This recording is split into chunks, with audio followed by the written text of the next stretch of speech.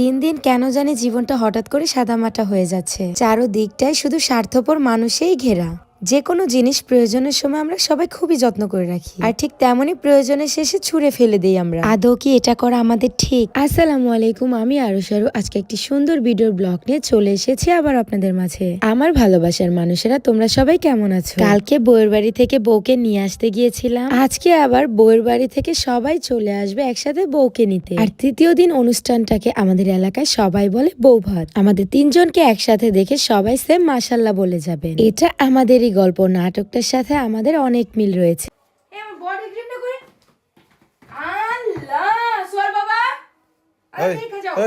সমস্যা কি? দেখেন কি করছে, দেখেন আপনার মেয়ে। আল্লাহ, এটা কি তুমি আমার কত সময় মেল লাগে? আম্মুকে দিয়ে দাও। ওই যে দুজনে কি পাগল হয়ে গেছো নাকি? পাগল না, তুমি জানো আল্লাহ ব্লু এটলাসের বডি ক্রিমের কত চাহিদা। কি চাহিদা রে? কি দিলে কি হয়? এটা দিলে বডি পুরো একদম ফেসের মতো একদম ইনস্ট্যান্ট ব্রাইট দুধের মতো ফর্সা হয়ে যায়। আর যাদের হাত পা কালো গিরাগিলি কালো, এগুলো ইউজ করলে একদম দুধের মতো ফর্সা হয়ে যায় না মা?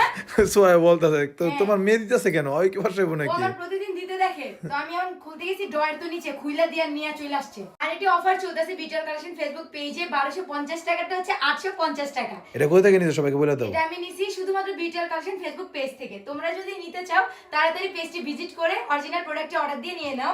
ব্লু এটলাসের বডি ক্রিম। তাদের নাম্বারটা বলো। 0642127418। ওকে।